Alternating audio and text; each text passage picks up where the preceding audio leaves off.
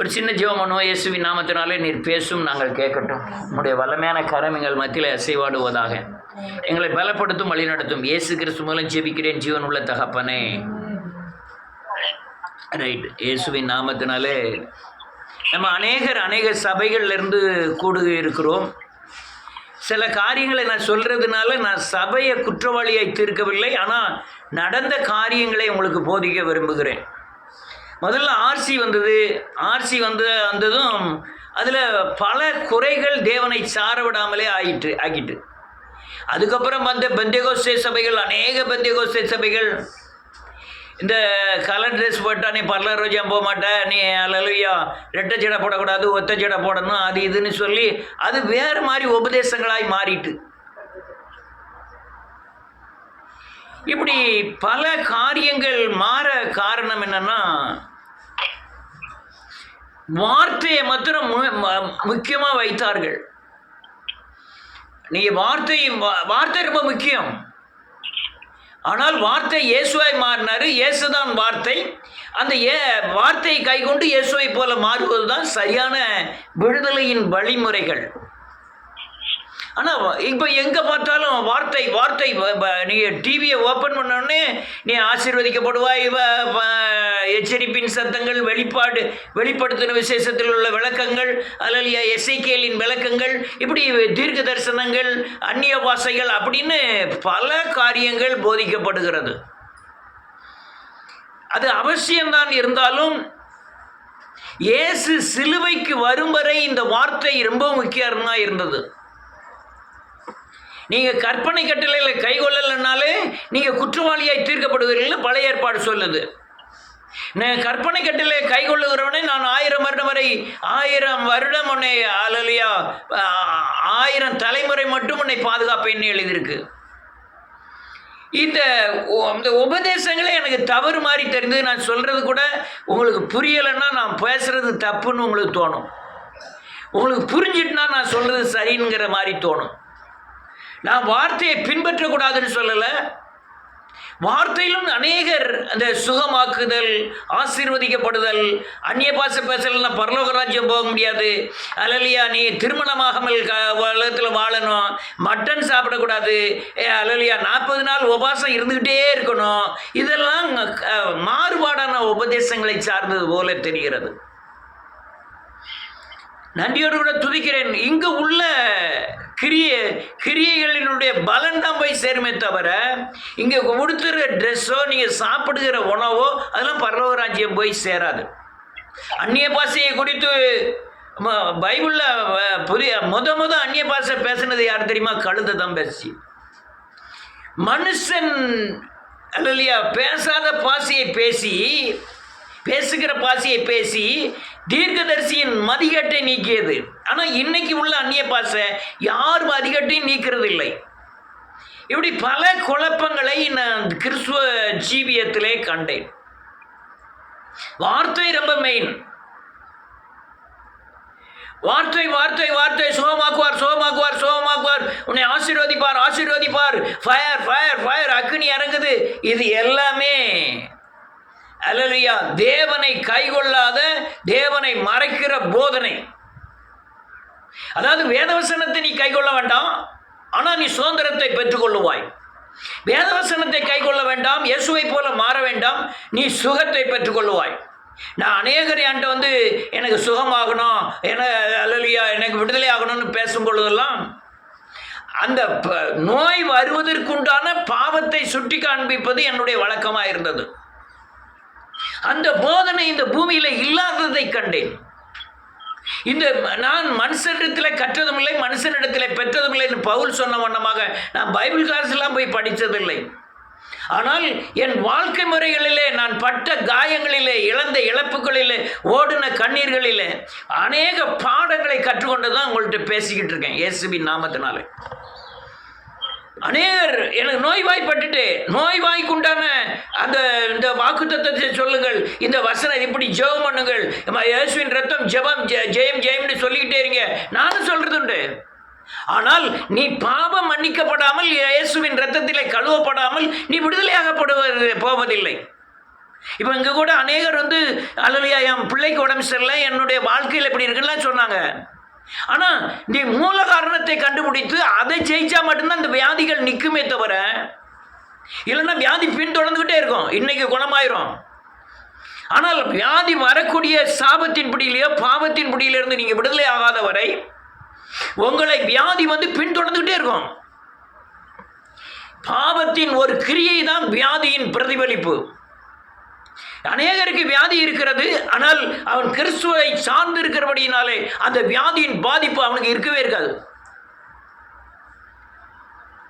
இருக்காது. அவன் பவுல் போய் சொன்ன, ஆண்டவரே என் மாம்சத்தில் முள் கொடுக்கப்பட்டிருக்கிறது. எதுக்கு அந்த முள்? என்னை நான் உயர்த்தாதபடி. எண்ணத்தில் கொடுக்கப்பட்டது? மாமிசத்தில் அது குத்தும் சாத்தானுடைய தூதனாக இருக்கிறது அப்படின்னு சொன்னான்.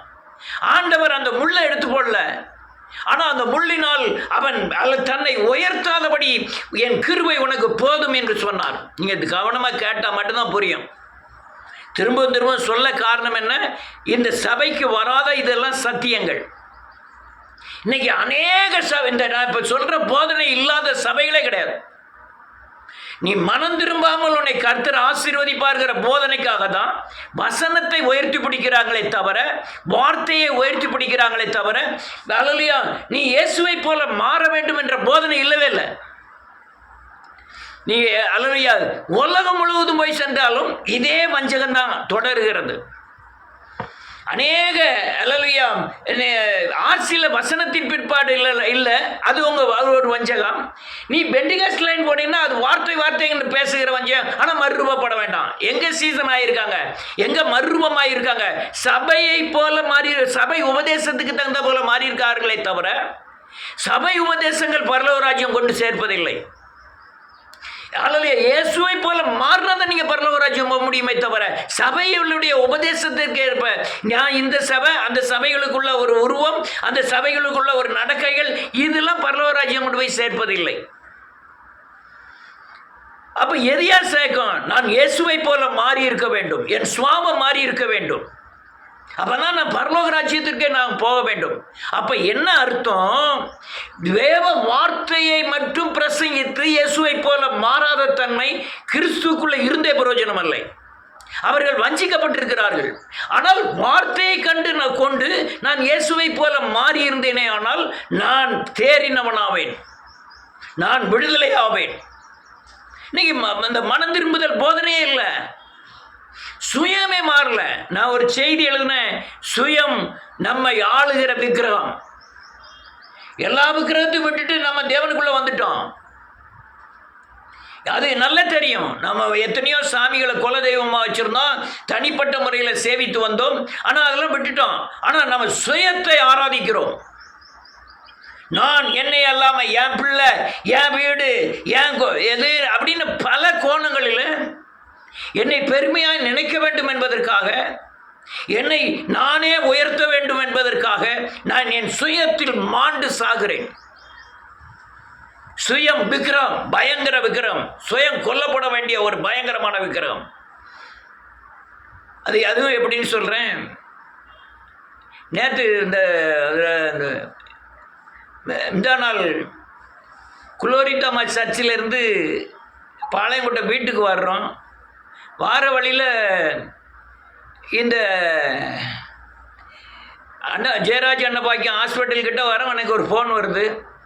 அந்த ஃபோனில் வந்து அந்த சகோதரர் வந்து கிருஷ்ணாபுரத்துக்காரரு, இந்த கிருஷ்ணாபுரம் கிடையாது, அங்கே கேடிசி நகருக்கு கிழக்க இருக்கிற கிருஷ்ணாபுரம்.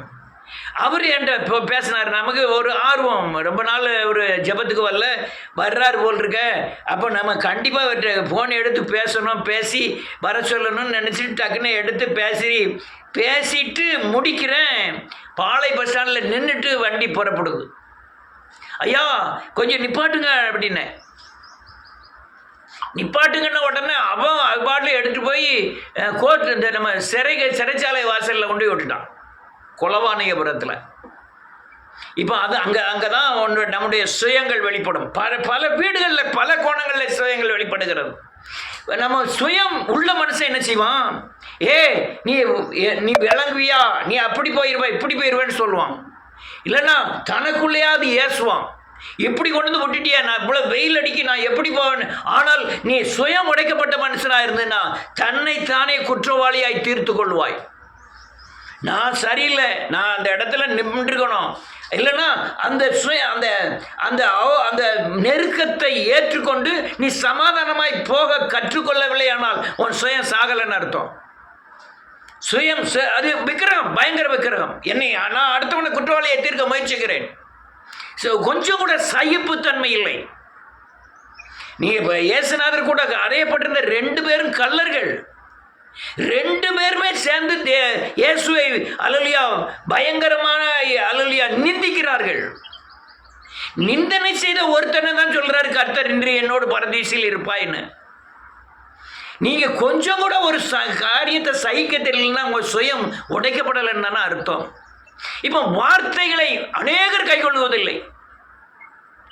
வார்த்தையை கேட்க விரும்புகிறார்கள், ஆசீர்வாதமான வார்த்தைகளை. ஆண்டவர் காப்பாற்றுவார், ஆண்டவர் உயர்த்துவார், இது தேனை போல இனிக்கிறது. இந்த வசனத்தில் இந்த ஆண்டவர் இப்படி உன் பிள்ளையை பாதுகாத்தார், அதனால் உன்னையும் உன் பிள்ளையும் பாதுகாப்பார் அப்படின்னு பிரசங்கிப்பதை அநேகர் கேட்கிறார்கள். அதை நினைத்து தன்னைத்தானே வஞ்சித்துக் கொள்ளுகிறார்கள். அந்த வஞ்சகத்தின் கிரியைகள் தான் பூமி எங்கும் உள்ள சபைகளிலே நிலவுகிறது. ஒரு வசனத்தை எடுத்து 3 காரியங்களை பேசி தன்னுடைய வாழ்க்கையில் உள்ள சாட்சியை சொல்லி முடிச்சிருந்தாங்க. இந்த முடிச்ச வசனத்தை நிறைவேறுவதும் இல்லை. அந்த வசனத்தில் அந்த ஏதோ மாயமான ஒரு கிளுகிழுப்பினாலே இந்த கிறிஸ்துவ ஜீவியத்தை நடத்தி கொண்டிருக்கிறார்கள் அநேகர். வார்த்தை நல்லது. இயேசுவின் சிலுவை வரை வார்த்தையின் பலன் இருந்தது. இயேசு வார்த்தையை வச்சுதான் அல்லேலூயா மீன்களை அந்த பேதுருவை வலையப்பட சொன்னார், லாசருவை வார்த்தையை கொண்டு எழுப்பினார். இப்படி பல காலகட்டங்களில் வார்த்தையை கொண்டு தான் அவர் கிரியை செய்தார். ஆனால் நன்றியோடு கூட அந்த வார்த்தை விடுதலையாக்குவதற்கு அன்னைக்கு பயன்பட்டதே தவிர அந்த வார்த்தை உங்களுக்குள்ள இயேசுவை போல மாற்ற வேண்டும். அப்பதான் இப்போ கிரியை செய்யும். இன்னைக்கு இந்துவை காட்டிலும் புறஜாதியரை காட்டிலும் அதிகமாய் நெருக்கப்படுகிறவர்கள் கிறிஸ்தவர்கள். நான் இப்போ சொன்னோம்ல, ஒரு ஆளுக்கு உடஞ்சிடலாம், அங்கே வீட்டில் உள்ளவங்க பாவத்திலிருந்து விடுதலை ஆகணும். ஆண்டவர் அழகா சொன்னார், எனக்காக அழாதிருங்கள், உங்களுக்காக உங்கள் பிள்ளைகளுக்காகவும் அழுங்கள். பிள்ளைகள் என்று வர நேரத்தில் வசனத்தெல்லாம் மீறி நடக்க ஆரம்பிக்கிறார்கள் அநேக பெற்றோர். இவங்க பூராமே இந்த அல்லேலூயா பலியிடுகிற ஆடுகளை பலியிடுகிற கொத்து கட்டைக்கு தான் தன் பிள்ளைகளை அர்ப்பணிக்கிறார்கள். மரிப்பதாக இருந்தாலும் வேத வசனத்துக்கு மீறாதபடி தன் வாழ்க்கையை அமைக்க வேண்டும். அப்பதான் உங்க பிள்ளைகள் தப்பித்துக் கொள்ள முடியும். அதுக்கு நீங்க செய்த காரியங்களை மனம் திரும்பி அல்லேலூயா ரட்சிக்கப்பட வேண்டும். வசனம் கேட்பதற்கு மட்டுமல்ல, அது நடப்பதற்காகவும். பழைய ஏற்பாட்டில் அநேகருக்கு தேவனுடைய வார்த்தை உண்டானது, அது அப்படியே நடந்தது. எலியாவுக்கு தேவனுடைய வார்த்தை, எலிசாவுக்கு தேவனுடைய வார்த்தை, தாவீதுக்கு தேவனுடைய வார்த்தை உண்டானது, ஆபிரகாமுக்கு உண்டானது. இப்படி பல பேருக்கு நம்ம பார்க்கலாம். அல்லேலூயா தீர்க்கதரிசியாகிய சாமுவேலுக்கு தீர்க்கதரிசனம் சொல்லும்படியாக தேவ வார்த்தை உண்டானது. இன்னைக்கு அந்த வார்த்தையினாலே அல்லேலூயா நடைமுறைப்படுத்தக்கூடாத வார்த்தையினாலே அல்லேலூயா அநேக கிறிஸ்தவர்கள் வஞ்சிக்கப்பட்டிருக்கிறார்கள். போதனை அப்படிதான் இருக்கு. ஐயா, நீ உன்னை வாளாகாமல் தலையாக்குவார், நீ கீழாகாமல் மேலாவாய் அப்படின்னு பொய்யிலிருந்து ஒரு ஆள் விடுதலை ஆகலை, கோபத்திலிருந்து விடுதலை ஆகலை, வன்கண்ல இருந்து விடுதலை ஆகல, அடுத்தவங்க குற்றவாளியை தீர்க்கிறதுல இருந்து விடுதலை ஆகல. நான் இப்படிலாம் பேசுறதுனால இது என்ன இப்படி பேசுறான்னு நினைக்கலாம். நினைச்சிட்டு வாங்க, தேவ வழிகள் இது ஒன்றே. அநேகர் வஞ்சகத்திலிருந்து பொருளாசையிலிருந்து விடுதலை ஆகல, பணங்கிற பேயிலிருந்து விடுதலை ஆகல, இச்சையிலுங்கிற கொடுமையிலிருந்து விடுதலை ஆகல, மேட்டின்மைங்கிற சிந்தையிலிருந்து விடுதலை ஆகல. ஆனால் தேவனை என்னை பாதுகாக்கணும், பரலோக ராஜ்யம் கொண்டு போகணும். அது எந்த வகையில சீராகும்? ஆனால் வார்த்தை தான், அதெல்லாம் எல்லாமே வார்த்தை. நீ போய் சொல்லாதிருப்பாங்க 10 கட்டளையில் 1. யாருக்குமே கொலைக்கு பயப்படுறான், விபச்சாரத்துக்கு பயப்படுறான், அது பாவம்ங்கிறான். ஆனால் கோபம் பாவம்னு சொல்ல மாட்டேங்கான். அநேகர் கோபம் பாவம்னு சொல்லுவதே இல்லை. பொய் பாவம் என்று அநேகர் ஏற்றுக்கொள்வதில்லை. 10 கட்டளையில் 1 பொய். கொலைக்கு என்ன தண்டனையோ அதே தண்டனை தான் பொய்க்கும். ஆனால் பொய் சொல்லுவது பாவம் இல்லைன்னு மனுஷன் நினைக்கிறான். கொலை பெரிய பாவமாக கருதுகிறான். கொலை எவ்வளவு பெரிய பாவமோ அதே தன்மையுடைய தான் பொய்யும். அல்லேலூயா, அல்லேலூயா. நீங்க இயேசுவை போல மாறலன்னா, இயேசுவே தேவ வார்த்தையை வச்சுதான் பிசாசு ஜெயிச்சார். ஆனா இப்ப நீங்க ஜெயிக்க முடியாது. நானும் எத்தனையோ இடங்கள்ல வார்த்தையை சொல்லிட்டு வந்திருக்கேன். இந்த வார்த்தை வருவேன் வாக்குத்தத்தம் வந்து அல்லேலூயா 91 சங்கீதத்தை வாசிங்கள், 23 சங்கீதத்தை வாசிங்கள், லூக்கா 10:19 சொல்லுங்கள்லாம் சொல்லிட்டு வந்திருக்கேன். ஆனா மனம் திரும்பி நீ இயேசுவை போல மாறினாதான் அந்த வார்த்தையை உங்களுக்கு கிரியை செய்யும். வார்த்தையை கொண்டு இயேசு பேசினார், அதே வார்த்தையை கொண்டு நீ இயேசுவை போல மாறினாதான் இந்த காலத்தில் கிரியை செய்யும். இயேசு பிசாசை துரத்துறதுக்கு பயன்படுத்தின வார்த்தை என்ன தெரியுமா? வாசிக்கலாம். நம்ம வசனம் சொல்லாமல் சொல்லிக்கிட்டே இருக்கக்கூடாது. வாசிக்கலாம். லூக்கா எழுதின சுவிசேஷம் 4ஆம் அதிகாரம்.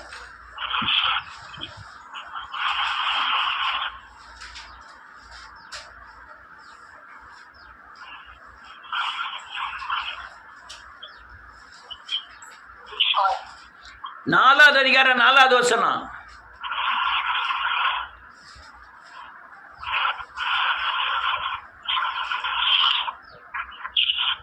வாசிய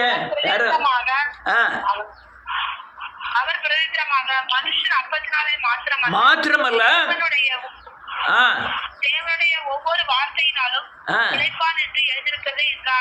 தேவனுடைய ஒவ்வொரு வார்த்தையுமா? தேவனுடைய வாயிலிருந்து இல்லையா? தேவனுடைய ஒவ்வொரு வார்த்தையினாலும் பிழைப்பான். வார்த்தை தான் அவர் மென்ஷன் பண்ணி பிசாசை ஜெயிக்க பயன்படுத்தின ஆயுதமே வார்த்தை. அது கட்டளை 8வது வசனம் வாசிப்போம். அவனுக்கு பிரதியுத்தரமாக, ஆமென், எனக்கு பின்னாக போ சாத்தானே, தேவனாகிய கர்த்தரை பணிந்து கொண்டு அவர் ஒருவருக்கே ஆராதனை செய்வாயாக என்று எழுதியிருக்கிறதே. வார்த்தையை தான் சொன்னாரு. ரைட் இருக்கட்டும். நான் இந்த 8வது வசனத்தில் அவர் ஒருவரே பணிந்து கொள்வாயாக என்ன வார்த்தையை தான் சொன்னார். எழுதியிருக்கிறதேன்னு சொன்னார். அவர் வார்த்தையை தான் சொன்னார்.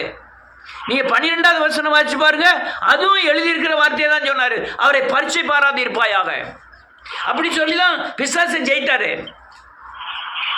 ஆனால் நீங்க சிலுவைக்கு அப்புறம் இருக்கிற நாம் மனம் திரும்பி பாவ மன்னிப்பு நிச்சயத்தை பெற்று அதுக்கப்புறம் பெறுகிற வார்த்தை மட்டும்தான் நீங்க பிசாசை ஜெயிக்க முடியும். நீ இதுவரை அநேக எனக்கு பயங்கர முட்டாள்தனமா தெரியும். அநேக பிரசங்கங்கள், அநேக மக்கள் நம்புகிற காரியங்கள், பின்தொடர்கிற சபையின் போதனைகள் பயங்கர முட்டாள்தனமா தெரியும். வார்த்தையை கைகொள்ளாத வேத வசனங்கள்.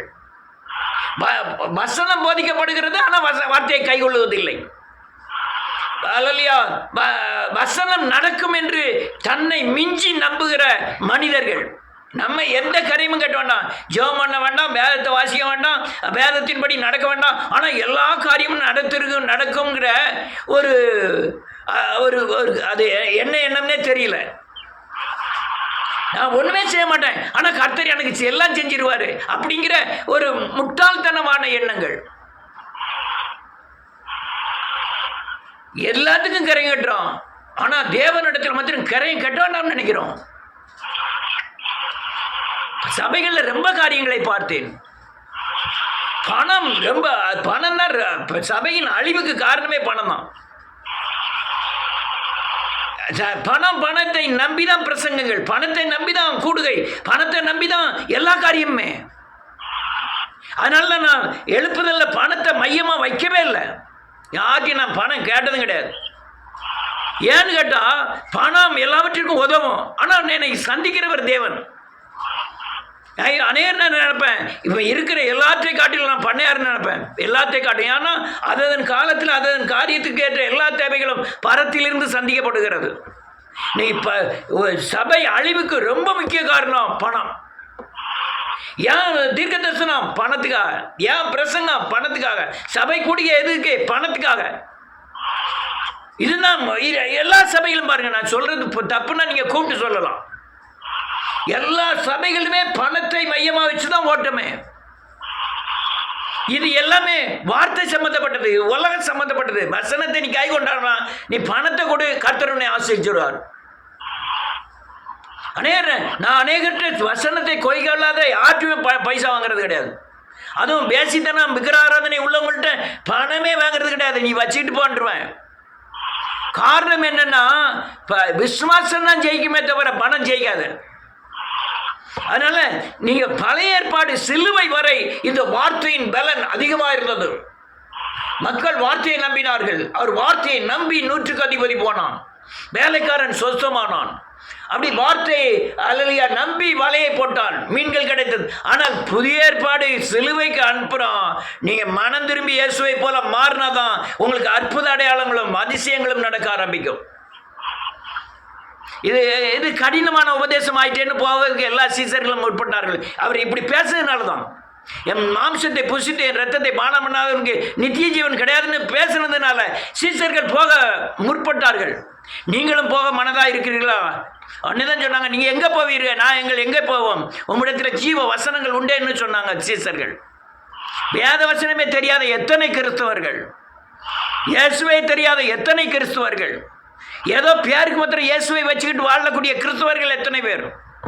இன்னும் ஒருபடி மேலே போய் இயேசுவே சாமியே கிடையாது, இயேசு தேவனே கிடையாதுன்னு மறுதளிச்சுக்கிட்டு இயேசுவின் பேரை வச்சுக்கிட்டு சுற்றி தெரிகிற எத்தனை கிறிஸ்தவர்கள்.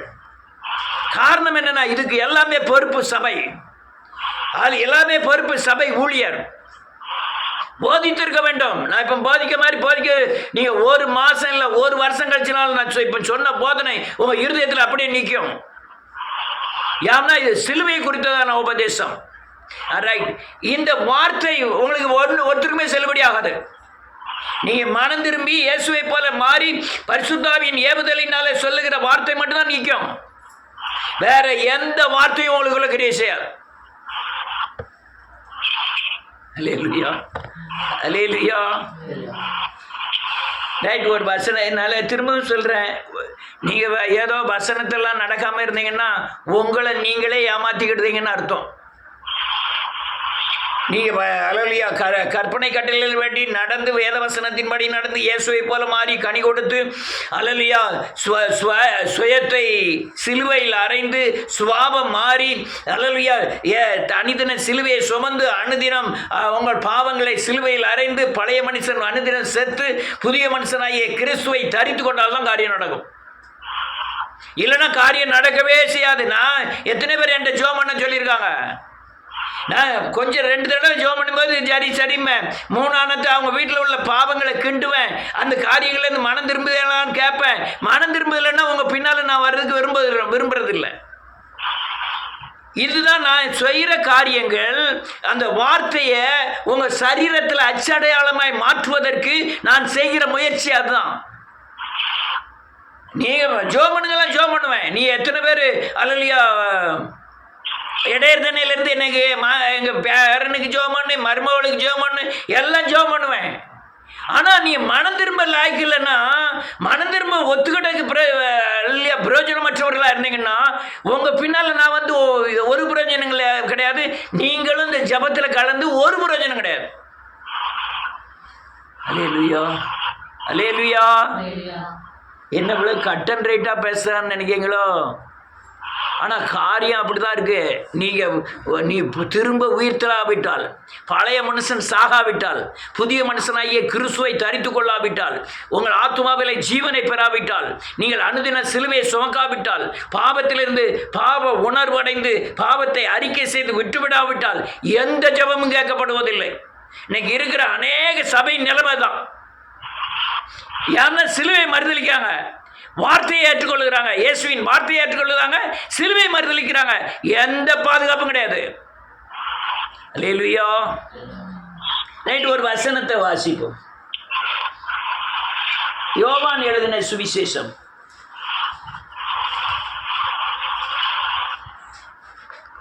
யோவான் எழுதின சுவிசேஷம் 1வது அதிகாரம் 1வது வசனம்.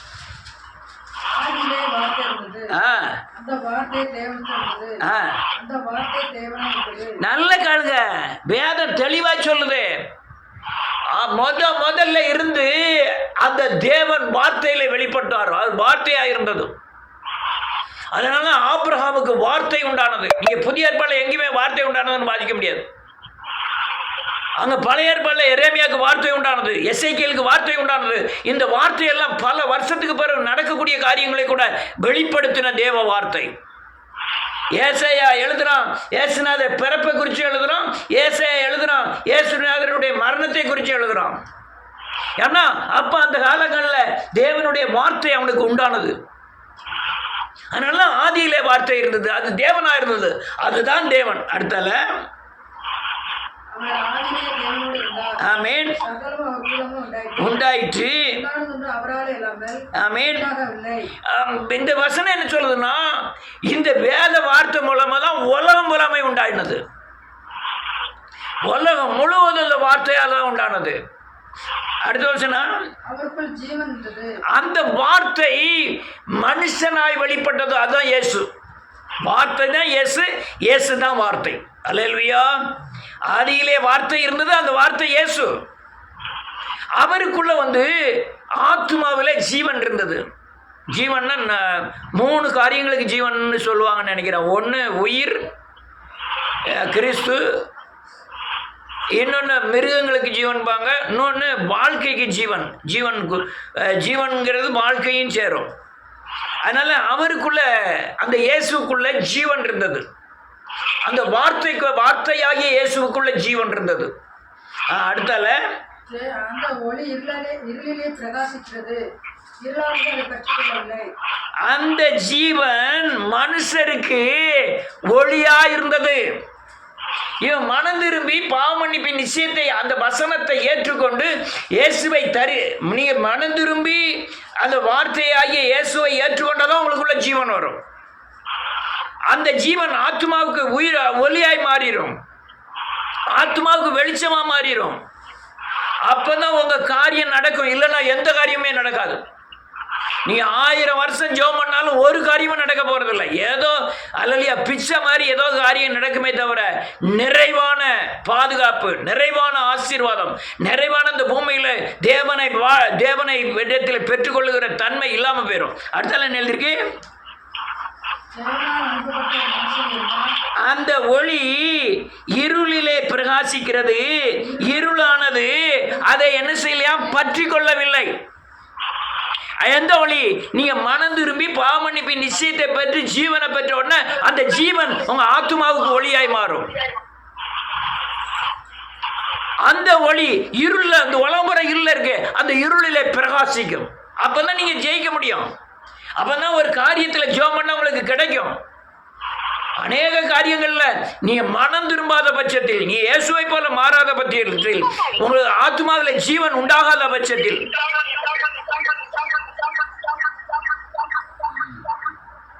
நீங்க ஆத்மாவில் ஜீவன் உண்டாகாத பட்சத்தில் இந்த பூமியில நீங்க எவ்வளவு ஜெபம் பண்ணாலும் ஒரு காரியமும் நடக்க போறதில்லை. நீங்க தேவனை சேவிப்பதே வேஸ்ட். எனக்கு அந்த வசனம் தெரியும், ஆதியாமத்திலிருந்து வெளிப்படுத்தின அநேக வசனங்கள் தெரிஞ்சு ஒரு பிரயோஜனம் கிடையாது. நீங்க மனம் திரும்பி பாவமன்னிப்பை நிச்சயத்தை பெற்று கிறிஸ்துவாகிய ஜீவனை ஆத்மாவிலே பெற்றாதான் நீ இருளில் பிரகாசிக்கும் அந்த ஒளி. அவர் ஜீவன் இருள் ஒளி, அது மனுஷனுக்கு ஒளியாய் மாறும். அந்த ஜீவன் இல்லைன்னு இந்த உலகத்தில் நீங்க எப்படி சந்திக்க போறீங்கன்னு எனக்கே தெரியல. ஆனால் ரொம்ப ஈஸி. பாவத்துக்கு மனசாவப்பட்டு நீ மனம் திரும்பும் போது பரிசுத்த ஆவியானவர் உங்களுக்குள்ள இறங்குறது தான் கிறிஸ்து. அவர் தான் ஆத்மாவில் ஜீவனை உண்டாக்குகிறார். அந்த ஜீவனாகிய ஒளி இந்த இருள் அப்படியே பிரகாசிக்க ஆரம்பிக்கும். நான் எல்லாம் ஒண்ணுமே இல்லை, எல்லாம் உடையவனாய் இருக்கிறேன். எத்தனையோ போராட்டங்கள், ஜெயம் ஆட்டோமேட்டிக்கா தேவன் தந்துகிட்டே இருந்தார். காரணம் மனம் திரும்புதல். என்னால் ஆகிறது இல்லை அப்படின்னு அநேக நேரம் என்னை நானே அறிக்கை செய்வதுண்டு.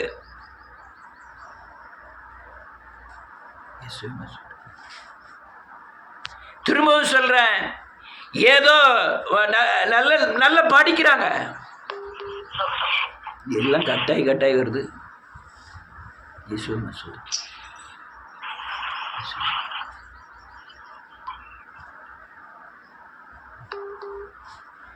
எல்லாம் கட்டாயிட்டுதோ.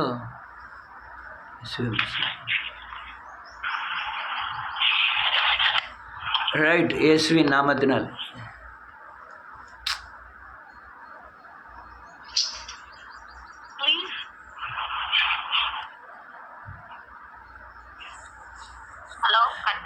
ஹலோ. கேக்கு கட்டாயம் சேர்ந்துட்டு எலிசபெத் மாத்திரம் தான் சேரல. யாராவது எலிசபெத்துக்கு ஓடுங்க. எலிசபெத் போட்டுக்கிட்டே இருக்கா, சேர மாட்டேங்குது. இயேசு சோத்திரம். நேரம் ஆகுது. ரைட். அல்லேலூயா. இது ஒரு புது வித்தியாசமான உபதேசம் மாதிரி இருக்கும். இது அல்லேலூயா மாறுபாடான உபதேசம் இல்லை. இதுதான் சரியான போதனையான உபதேசங்கள். அதனால நீங்க சிலுவைக்கு முன்பாக இருந்தேன்னா வார்த்தை கிரியை செய்யும். சிலுவைக்கு அப்புறம் வந்தீங்கன்னா வார்த்தையை நடைமுறைப்படுத்தி இயேசுவை போல மாறினாதான் உங்களுக்கு எல்லா ஜெபங்களும் கேட்கப்படும். அதுதான் பாதுகாப்பு. அந்த ஒளி அல்லையா மனுஷனுக்கு ஒளியா இருந்தது. அதான் பிரகாசம், அதான் வெளிச்சம். அந்த ஜீவன் தான் வெளிச்சம். அது நீங்க உயிர் தள்ளணும், டெய்லி மாறிக்கணும், டெய்லி சிலுவையில் அறையப்படணும், டெய்லி புது மனுஷன் பிறக்கணும். அப்பதான் அந்த பூமியில அல்லேலூயா சுடர்களை போல பிரகாசிப்பீர்கள். அடுத்தால என்ன எழுதிருக்கு? ஆமென். 8வது வசனம். அவன் அந்த ஒளி அல்ல, அந்த ஒளியை குறித்து சாட்சி கொடுக்கிறவனா இருந்தான். உலகத்தில் வந்து எந்த மனுஷனையும் பிரகாசிக்கிற ஒளியே அந்த மெய்யான ஒளி. இப்ப நம்ம எல்லாம் சாட்சி கொடுக்குறேன். நான் இப்ப சொல்றது சாட்சி கொடுக்குறேன். யோவான் சொன்ன அந்த இப்ப சொன்ன காரியத்தை குறித்து பிரசங்கித்து சாட்சி கொடுத்தான். அதனால இந்த ஒளியை குறித்து அல்லேலூயா சாட்சி கொடுத்தான். ஆனா நான் அந்த ஒளி இல்லைன்னா உலகத்துல வந்து எந்த மனுஷனையும் பிரகாசிக்கிற மையான ஒளி. நான் சொல்லுகிற வழியை நீங்க சரியானபடி புரிஞ்சுக்கிட்டு நீங்க சரியானபடி பின்பற்றினீங்கன்னா இந்த உலகத்தில் உள்ள எந்த நாசமோசங்களும் உங்களை தொடுவதில்லை. எனக்கு இயேசு வேணும், ஆனா உலக ஆசை வேணும். எனக்கு இயேசு வேணும், அல்லேலூயா பூமிக்குள்ள எல்லா ஆசீர்வாதம் வேணும். இயேசு வேணும், விக்கிரகங்கள் வேணும். இயேசு வேணும், என் சுயம் வேணும். இதெல்லாம் முடியாத காரியங்கள். இதெல்லாம் நீங்க கேட்காமலே இருப்பது நல்லது. நடக்காது. அதெல்லாம் ஒன்று இயேசு வேணும்னா இயேசுவை தரித்து கொண்டு உலகத்தில் போய் ஜெயிக்கணும் பிசாச. நீங்கள் இயேசுவை தரித்து கொள்ளாமல் ஒன்றுமே. ஒரு வசனத்தை வாசிப்போம், முடிப்போம். பிலிப்பி 1 பேதுருவின் புத்தகம் 1வது அதிகாரம் 21வது வசனம். 3வது அதிகாரம் 21வது வசனம். அதற்கு ஒப்பனையான மாமிச அழுக்கை நீக்குதலாயிராமல் தேவனை பற்றும் நல்மனசாட்சியுடன் உடன்படிக்கையாய் இருந்து நம்மையும் ஆமென். இப்ப ஞானசானம் எடுத்தான், பாவம் அடக்கம் பண்ணப்பட்டிருக்கணும். நான் 1 வருஷம் 2 வருஷம் 3 வருஷம்லாம் ஞானசானம் கொடுக்கறதே கிடையாது. 5 வருஷம் கழித்து தான் கொடுப்பேன். சீசன் ஆகி தன்னைத்தான் வெறுத்து செல்வை சுமக்க பலன் வந்தாலும் நான் ஞானசானம் கொடுப்பேன். அது மாம்ச அழுக்கை கழுவுத மாதிரி ஆயிரும். பாவ அழுக்கை கழுவுனா தான் நீங்க உயிர் தள்ள முடியும். அநேகர் இந்த உயிர்த்தெழுதல் இல்லை. உயிர்த்தெழுதல் இல்லாம தான் இன்னைக்கு அநேகர் கல்லறைக்கு போறாங்க. உயிர்த்தெழுந்தா நீ பரலோகராஜ்யத்துக்குள்ள போக முடியும். உயிர்த்தெழுந்தா பூமியில சரியான விடுதலையான வாழ்க்கை வாழ முடியும். இன்னும் ஒரே ஒரு வசனத்தை வாசி முடிப்போம். இயேசுவின் நாமத்தினாலே ஸ்தோத்திரம். மார்க் எழுதின சுவிசேஷம் 9வது அதிகாரம் 31வது வசனம். 9:31.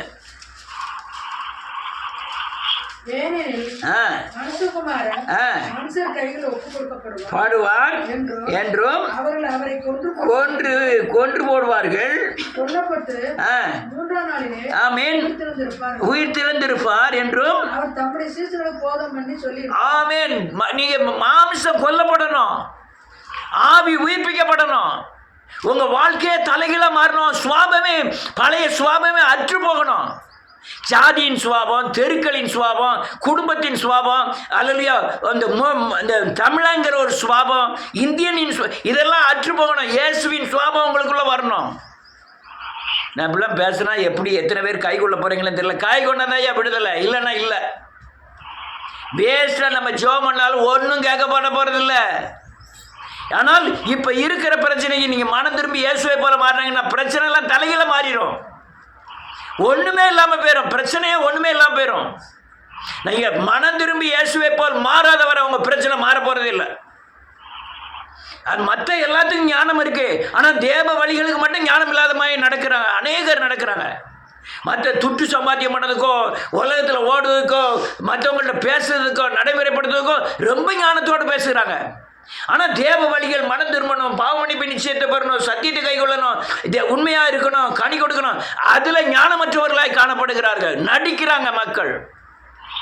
நீ மனம் திரும்பாத பட்சத்தில், இயேசுவை போல மாறாத பட்சத்தில் இந்த பூமியில் நீங்கள் பிரகாசிக்கவே முடியாது. நீ மனம் திரும்பும்போது கிறிஸ்துவை பெறுகிறோம், கிறிஸ்து இயேசுவின் சாயலுக்கு ஒப்பாய் மாற்றுகிறார். அதுதான் பூமியில பிரகாசமே தவிர, அதுதான் பூமியில ஒளியை தவிர, அந்த ஜீவன் தான் ஒளியா மாறும். அப்பதான் நீங்க இந்த பூமியில பிசாசை ஜெயிக்க முடியும், சாபத்தை ஜெயிக்க முடியும், உலகத்தில் நிம்மதியான சமாதானமான வாழ்க்கை வாழ முடியும். அநேகர் வாழல, அநேகர் ரெவரண்ட் முதற்கொண்டு வாழல. நேற்று ஒரு ஆள் சொன்னார், பெரிய பெரிய ஊழியக்காரருடைய பிள்ளைகள் பூரா லவ் மேரேஜ் பண்ணி தான் கட்டியிருக்கு. லவ் மேரேஜ் பூரா மாம்ச இச்சைகள், அதுக்கெல்லாம் பயங்கரமாக மனம் திரும்பணும், இல்லைன்னா உங்கள் பிள்ளைகள் டைரக்டாக பாதிக்கப்படும். நீ ஆறாக இருந்தாலும் சரி, சிவப்பாக இருக்கலாம், கருப்பாக இருக்கலாம், யாரையும் விட்டு வைக்காத சாபத்தின் சக்தி. அதனால் இந்த காரியங்களை தெளிவாக இல்லாத வரை நம்ம விடுதலை அடைய முடியாது. நல்ல காலுங்க, நான் இப்போ முடித்த பிறகு எப்போனாலும் சரி இந்த சொன்ன காரியங்களுக்கு உண்டான ஏதாவது சந்தேகம் ஏற்படில் என்கிட்ட கூப்பிட்டு காலுங்க, சரியான வழிமுறைகளை போதிக்கிறேன். ஒரு மனுஷன் தேவனை பின்பற்றுவதற்கு நான் என்ன பிரயாசம் எடுக்கனாலும் ரெடி. நீங்கள் தேவரை சிலுவை எடுக்க ரெடி இல்லையா, உங்களை பின்பற்றுறதுக்கு நான் ரெடி இல்லை. நீங்கள் மனம் திரும்பி இயேசுவை போல மாற விரும்பலையா, நான் உங்களை பின்பற்றுறதுக்கு ரெடி இல்லை. நீங்கள் இயேசுவை போல மாறி பிசாசை ஜெயித்து சாபத்தை ஜெயித்து வாழ விரும்புகிறீங்களா, உங்களை பின்பற்றி என்ன கரையினாலும் கட்டுறதுக்கு ரெடி. உங்கள் பணமும் உங்கள் அல்லலியா உங்கள்கிட்டருந்து பெற்றுக்கொள்ளக்கூடிய எந்த காரியமும் எனக்கு தேவையில்லை. ஒரே ஒரு காரியம், நீங்கள் சிலுவை உபதேசத்தை ஏற்றுக்கொண்டு இயேசுவை போல மாறுகிறவர்களாய் மாறினா மட்டும் போதும். இதெல்லாம் காரியங்கள் புரிந்து கொள்ளுங்க. இந்த கடைசி நாட்களில் ஒளி இந்த இருளின் மத்தியில் பிரகாசிக்க வேண்டும். பிரகாசிக்கலைன்னா இருள் உங்களை மேற்கொள்ளும்.